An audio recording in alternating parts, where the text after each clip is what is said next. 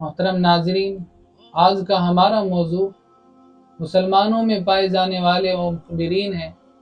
کہ جنہوں نے ہمیشہ سے مسلمانوں کو نقصان پہنچایا ہے اور غداری کی ہے، اور منافقوں والا انہوں نے عمل کیا ہے۔ حضرات، مسلمانوں کے اندر موجودہ دور میں جو پائے جانے والی اور نظر آنے والی برائیاں ہیں،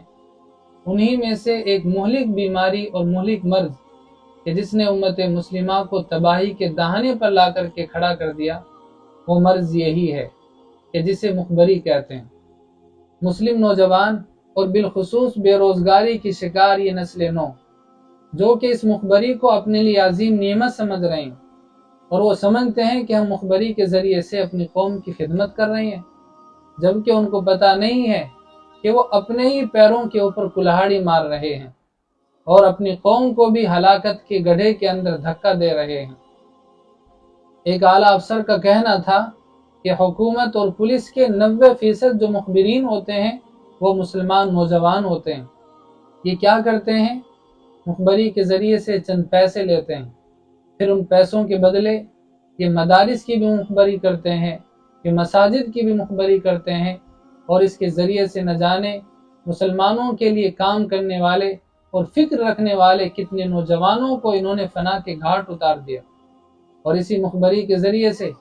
انہوں نے نہ جانے کتنے معصوموں کو اور بے گناہوں کو تکالیف دی۔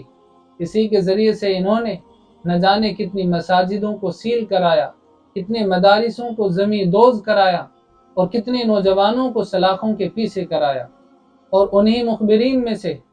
ہمارے مسلمانوں کے نام نہاد سیاستدان اور نیتا قسم کے لوگ، انہوں نے بھی اسی پیشے کو اپنایا ہوا ہے۔